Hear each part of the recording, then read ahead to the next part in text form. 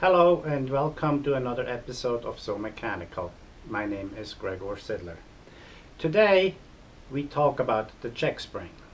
Every sewing machine in the entire world has a check spring.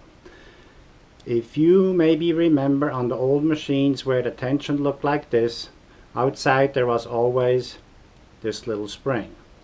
Or today, sometimes you see only a little part sticking out, but again inside is this little spring. Well, what is that spring actually doing? Is it here for the tension, or does it have another function?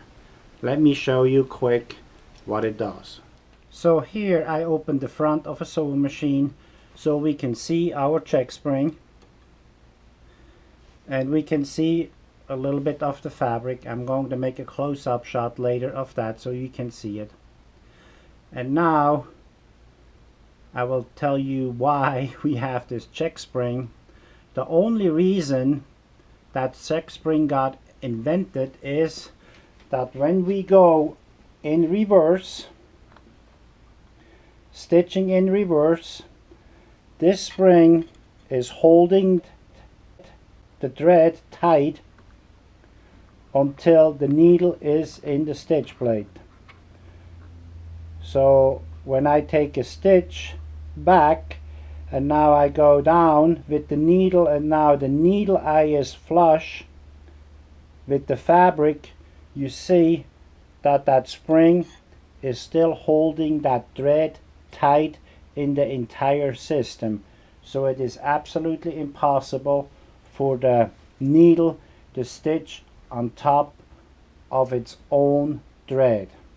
That's the only reason we have this check spring. Certainly today we use the check spring also to improve the stitch quality. That means the tension. And then secondly, in the next video I will show you what else we do with that check spring. Now here you can see very clearly when I turn that hand wheel very slowly that when the needle comes down, that thread is tight and is not able to crawl underneath the needle point, so I would stitch on top of that thread. See, the thread is still tight. The arrow shows you it's still tight, still tight, still tight, and then I start to make the stitch. I hope this little episode showed you and answered the question, why do we have a check spring?